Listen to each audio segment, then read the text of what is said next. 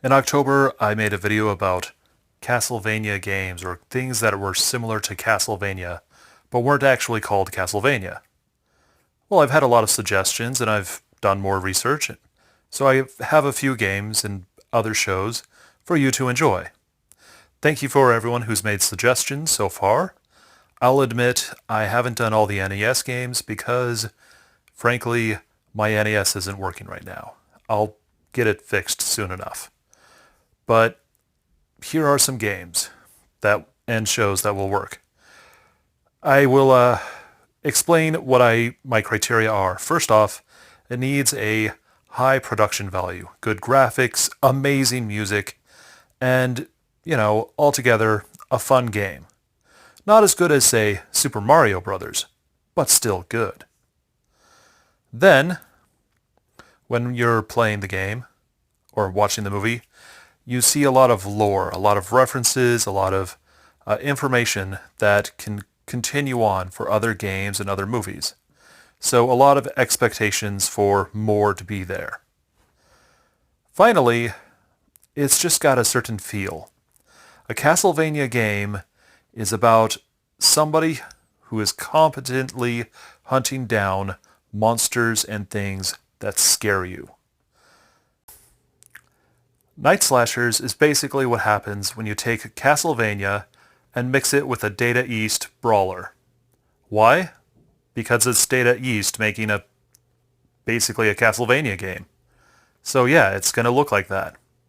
It has a lot of the same elements as Castlevania, a lot of the same horror characters. The bats show up. But there's also a cybernetic monster who you have to fight, and you're also a cyborg yourself, so it varies at times. Also, I don't know, a beat 'em up game, does that really work? The answer is, well, it has to, because there's so many different games that have been Castlevania, so yes, I guess it does work. Though it does have kind of a weird, hilarious level to it. Night Slashers was released for arcade, so the only chance you have of actually playing this game is through mods or finding it at an arcade. Really, it's difficult to get by, and honestly I didn't know about it until the day I was going to record. So it's kind of a rarity, but it's still fun. And I consider it a better rendition than, say, Splatterhouse.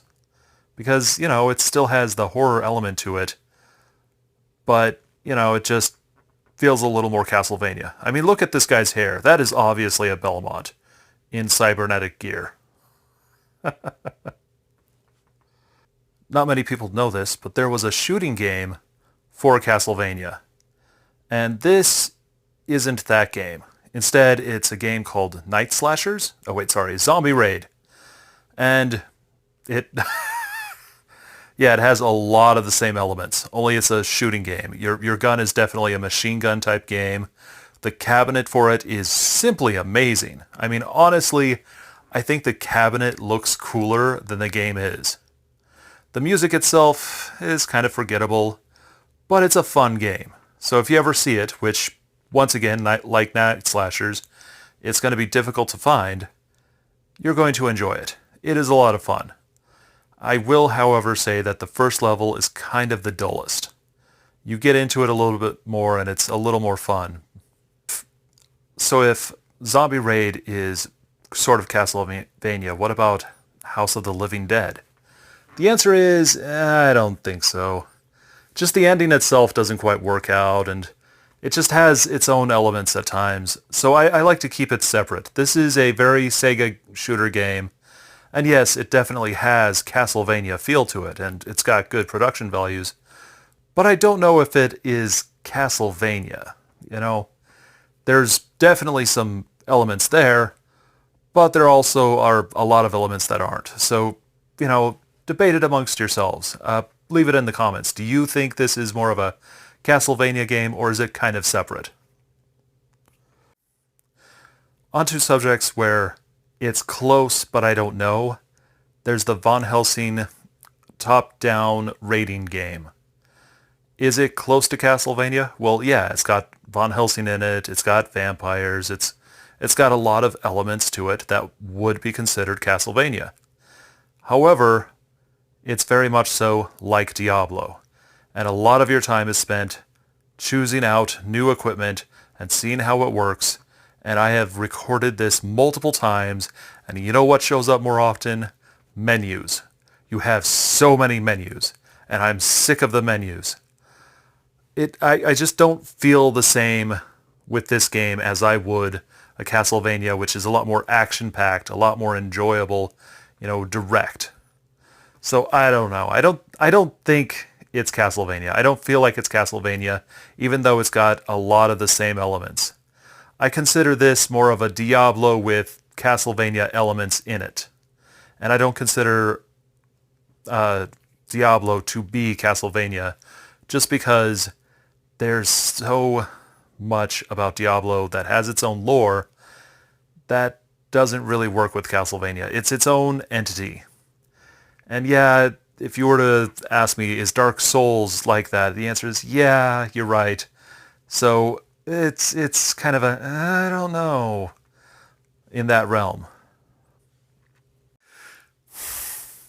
I had someone recommend the movie Captain Kronos Vampire Hunter.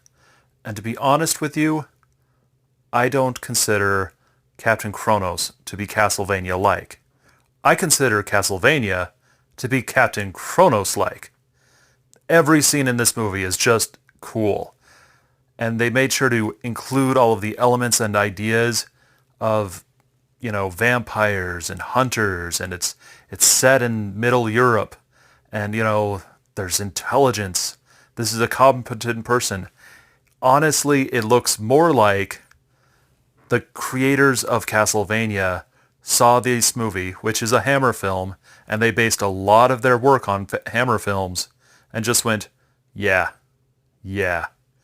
this is what we're going to make our characters after. Blonde guy who knows what he's doing and hunts vampires. The only problem is, not a lot of whips. However, if you watch this film, there's just some great scenes, absolute great scenes. I mean, the guy walks around with a samurai sword, hunting vampires through Middle Europe. It's great. The advisor you see, the guy with a hunchback, is actually an expert on vampire hunting, and he knows how to do things. So it's just incredibly cool. And, everybody's good looking. Even that guy with the stick, the lame guy, he's incredibly good looking. It's just kind of one of those films. So, do I consider this Castlevania? No, because it is actually a precursor to Castlevania. Castlevania is like this movie. I've had a lot of people ask me about Penny Dreadful. It's an amazingly well-designed movie, show, thing. However, it's just a bad show. The acting is wonderful. There's a lot of great stuff in it, but it's really obvious they didn't really know where to take it. So they just kind of threw as much blood and gore and awfulness as they could, thinking that it was going to have the same effect as Game of Thrones. Really, after a while, you get kind of sick of it. You know what's going to happen next. You already know who's going to die, what's going to happen, and the shocks are more just because they wanted to shock you instead of continue the story. And that just, ugh. I just couldn't stand it past a certain point. I didn't even finish the first season. I just can't say I liked it. Even though there were some characters in it I truly, truly enjoyed. Well, there's another video about Castlevania. If you enjoyed it, feel free to hit like, subscribe, and check out the links for the videos I used to make this video. Thank you very much to all the people who made those videos, by the way. If you get the chance, play some of these games that you think caught your interest. I hope to see you next time. I will be talking about what happened when Nintendo realized they weren't doing what they were supposed to be doing for video games. Catch y'all later.